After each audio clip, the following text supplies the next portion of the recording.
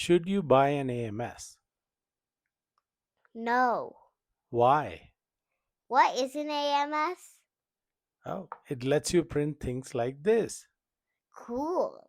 The Automatic Material System, or AMS, enables multi-material printing in Bambulab X1 printer. It can hold up to 4 spools and makes loading a filament easy. And if you buy a Bambulab branded filament, it will automatically detect the material and color and update the printer settings to match, which is very cool when it works, but it has stopped working for me now, and I haven't figured out why. The system works using some sort of sticker in the roll itself. While it's nice to have, it takes like 10 seconds to update the settings manually. The manual says it cannot handle soft materials like TPU or dissolvable support filament like PVA. Now, this is probably because the filament path is long and AMS relies on the filament being stiff to be able to push through the filament buffer all the way to the hot end and pull it back by rolling the filament roll. Talking about filament runout detection, as you can see, this roll's almost done. And so as we get to the end of the roll, the other end of the filament is just gonna detach from the roll. Now, part of how AMS works is it uses these rollers here to roll the spool back and forth, and rolling the spool back is part of its mechanism on pulling the filament back out. Now, if the one end of the filament gets detached from the spool here, rolling back the spool is not going to pull the filament back, and that's going to leave AMS confused. Let me show you how.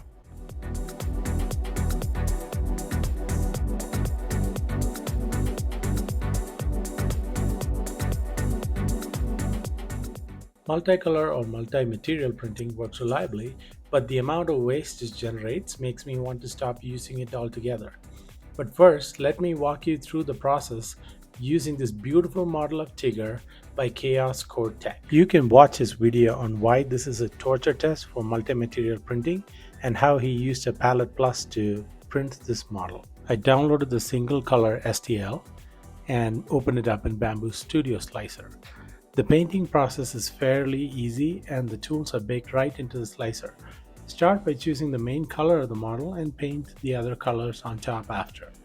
The slicer also syncs with the printer itself to show the colors of the filaments currently loaded. Just need to make sure not to miss any tiny spots, which I did, to avoid weird artifacts in the final print.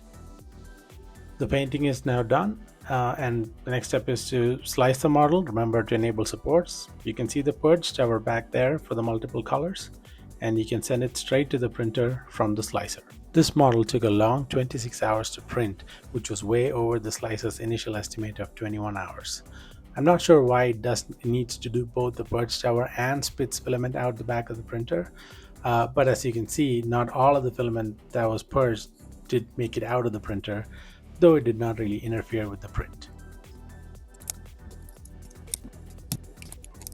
After removing the supports, here is Tigger. Phew. All the print artifacts you see here are my fault because I didn't pay enough attention while painting and missed quite a few spots. To quote my friend, the amount of wasted material makes me look like I'm trying to kill the planet all by myself.